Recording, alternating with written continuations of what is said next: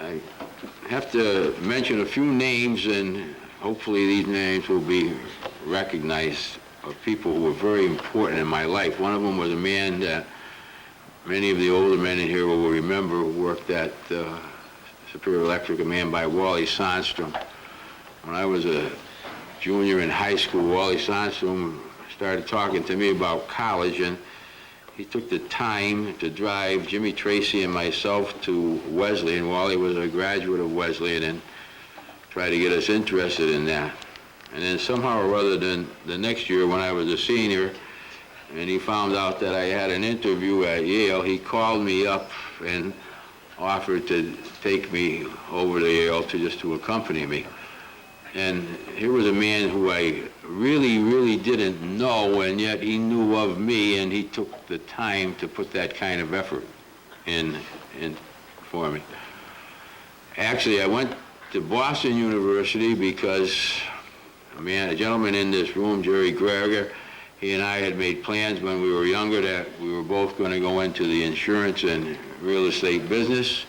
And I went to Boston University because it had a major in insurance and a minor in real estate, which I graduated with.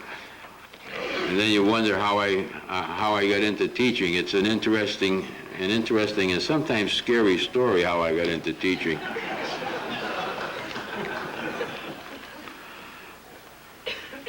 But the best thing that ever happened to me was going to Boston University because of two coaches that I had there, and the fundamentals that they taught, the way that they coached, the things that they did to make their players better were things that I carried on as I went on. The first one, my baseball coach, was a man by the name of Harry Cleverly. And Harry Cleverly was more noted as a hockey coach. And he expected his baseball players to be like hockey players. I mean, hockey player, you get hit in the face with a puck and you spit your teeth out when you go back and you play. Well, the baseball hit you in the face and you spit your teeth out, and you didn't look for any sympathy. You just kept right on playing. I can remember the first day at BU Field, which was the old Braves field earlier. And he would take all of the infielders out to shortstop, and he would get at the pitcher's mound. And many of the people who played for me can relate to this. He would hit from the pitcher's mound fungos at you that were coming about 1,000 miles an hour. And he would say, "Don't let the ball go by." And if the ball went by, if the ball got by anyone, he would point at the person and say, "Not in my infield. Get out there where there's a fence where the ball can be stopped." That was it. And I knew that when it came to my turn, the ball wasn't getting by. I wasn't going to even try to field it. I had made that up in my mind. I was just going down on my knees, and as long as the ball didn't go through my chest, I was going to stop it. And I was going to pick it up, and I was going to throw the ball to first base. And then, for whatever reason, he only hit me that one, and then he looked at me and said, "You can play in my infield. Get out to the station where they're practicing pivoting." And I just said, "Thank you, God, just that one ground ball." I'll tell you something, I did the same thing with my infielders. I would hit them from the pitcher's mound, and I made a lot of good outfielders for this city.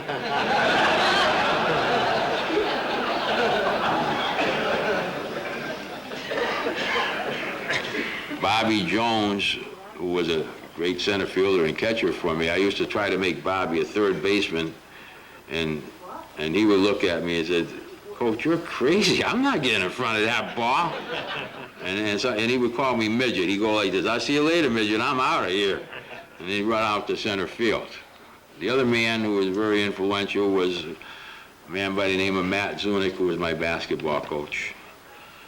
We called him Mad Matt. And he was 6'5", about 240 pounds, and you didn't want to get him angry. He was just one of those men who was way ahead of his time in his knowledge of the game of basketball. And I can remember the first practice, he had a rule, the first 30 minutes, that you could not do anything that you were good at. Practice would start at 3, you expected to be in the gym at 2:30, and you could not practice anything from 2:30 to 3 o'clock that you were good at. It was very simple. And I can remember the first day of practice, I came in, I took a ball out of the rack, I put the ball down 3 times with my right hand, and I said, well, what am I going to do? And next thing I knew, a whistle blew, and Coach Spence, an assistant coach, was up because there was a track running around the gym, said, Bates, get up here and give me 2 miles. What?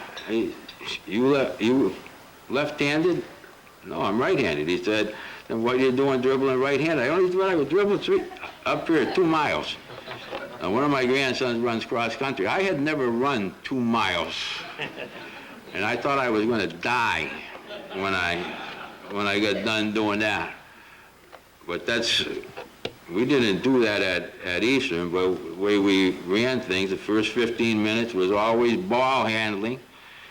You know, the next 40 minutes we ran 8 different stations with 8 different drills going on, and blow the whistle every 5 minutes, and everyone switched stations. Because I always believed if you wanted to see if anyone was a good coach, you would all you had to do was go to their school and watch their practice. And if it was a practice where it was basically scrimmaging, you weren't going to see very good coaching. I used to take my son during the December and February vacations, and we would ride around to different high schools and watch their practice. And then when we came home, I would say, well, put a grade down. And he would grade the practices, and he was very close. Gary, you'd be very happy to know you're the only one who ever got an A. Because you ran station drills. You didn't monkey around with scrimmaging where no one was learning anything. There were only 10 kids who were participating instead of having all 15 participating. And Coach Zunick, when I got injured and I couldn't play anymore. Well, I could have played, I think, but my knee was so weak that we didn't know when it was going to give. But when I came back to the school my junior year, and this is how I got into teaching, he called me at my apartment and asked me if I'd be interested. There was a job opening at a settlement house in the center of Boston, and they needed someone to direct the athletic program there, and he asked me if I'd be interested in taking the job, and I said, sure. And he said, Jimmy, you know what it's like down there at Morgan Memorial? I said, oh my God, no. I said, that's a minefield. He said, you're right. He said, but you're going to have nothing but hard cases down there. I said, well, I can handle that.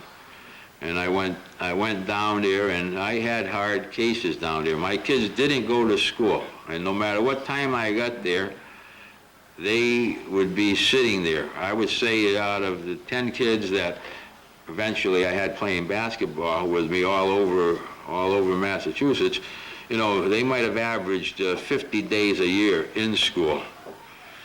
But they were great players. One night I came out and they were standing around my little sports car, and I said, what's up? And then they moved away, and one of my hubcaps is gone. And I immediately threw a fit. And they looked, and they said, we don't know who took it. Well, about 2 weeks later, I walk out, and it's the same situation. They're all around my car. And then they move away, and I look, and I had brand new hubcaps. 4 brand new hubcaps. They had taken my other 3 and sold them somewhere, and borrowed 4 beautiful hubcaps from someplace else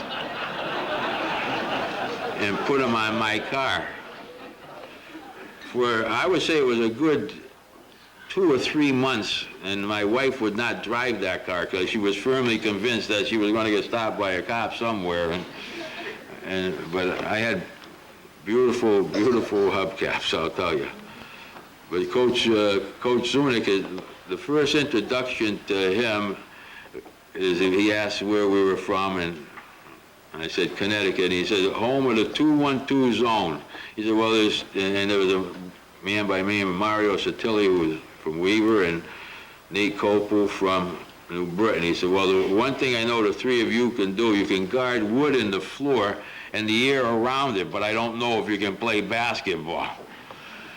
He said, but we'll find out, he said, because you three guys will go into the cage every day. The cage was a little gym, which was very narrow, and banging people off the walls.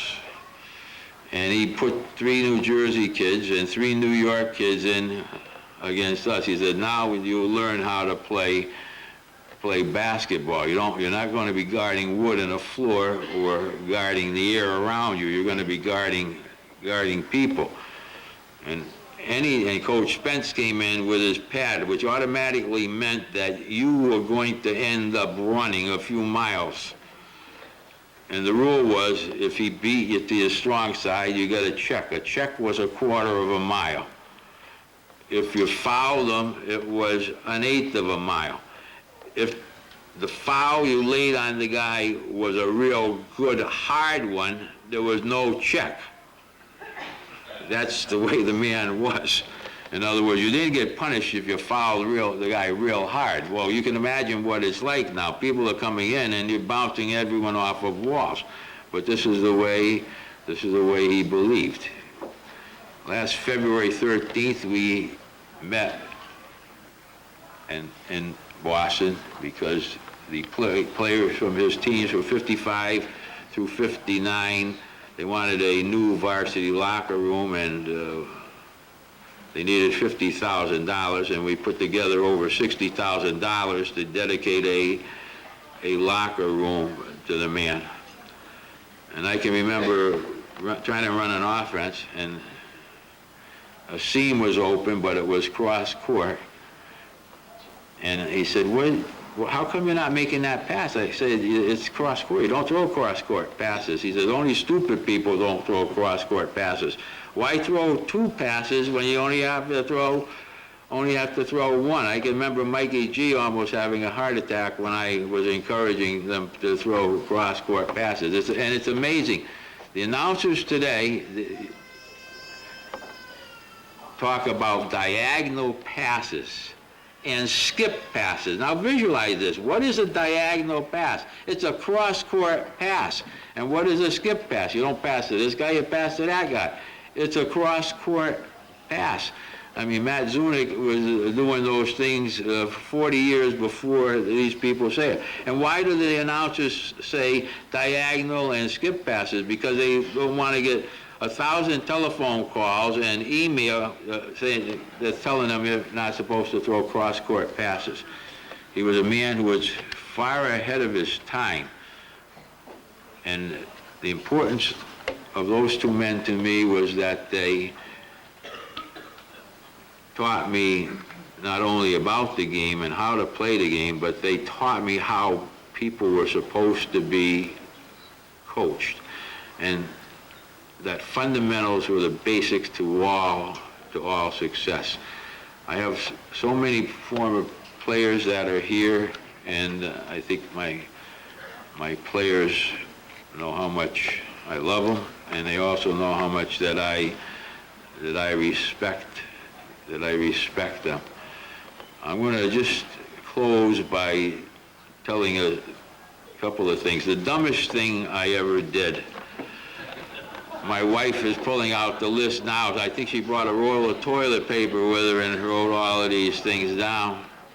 We were having our pictures taken at Muzzy Field.